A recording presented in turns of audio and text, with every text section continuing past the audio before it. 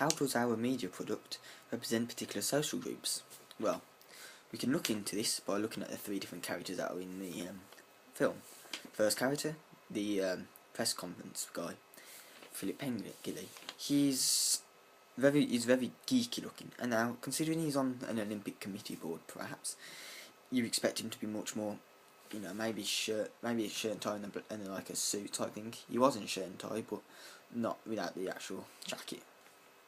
And that's probably expected, but to have him as geeky, the glasses and the style of haircut, it's kind of unexpected, because you expect somebody who's in an Olympic committee to maybe have some sporting credentials and attributes, and yet Philip Pengilly clearly does not.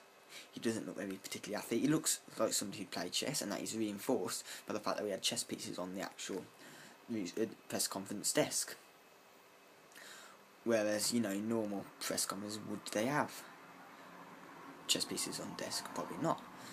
So that's automatically there, showing that how we presented this character. It doesn't represent it, it contradicts to what people expect to make it more comedic value and much more funny, as well as sort of challenging the conventions of the press conference idea. You don't expect to see chess pieces on a press conference table, because you expect it to be much more professional than that, but because of the fact they're there, it gives it more comedic value. The second character, the news reporter, Max Power. Now, just his name saying Max Power, it's quite comedic, it's quite, different, because you don't expect, if you just go home and watch BBC News, you don't expect the news reporter's name to be Max Power. It just sounds, quite funny, quite comedic, and could be joked about later on in the film. Now, he presents news reporters as being very enthusiastic and very willing and very lively and exciting, whereas you might look at some news reporters and they're clearly not. It could maybe be dull, trying to get the facts across about what is actually happening, rather than being enthusiastic about what's happening. Of course, you can't be enthusiastic all the time. Say if there's a massive explosion or something, you can't really be enthusiastic about that. But you get the point I'm making here, is that Max Power is enthusiastic when compared to a lot of news reporters that just aren't. So that's also contradicting what you'd expect a news reporter to be like, and I think that gives it his character a more comedic value. The third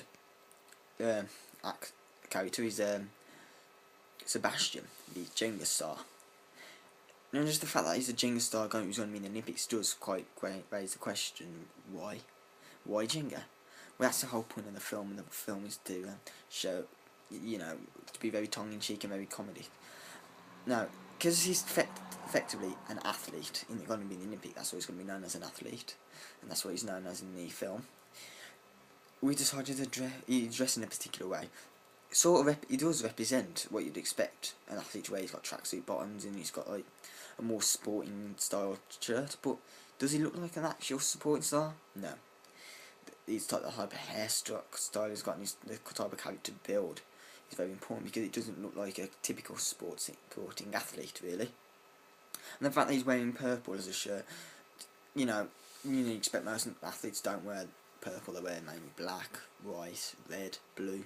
That is the traditional colours. You never really see in the Olympics somebody wearing purple, and that is what it makes him stand out. It makes him different, and that's the whole point. He's meant to be different.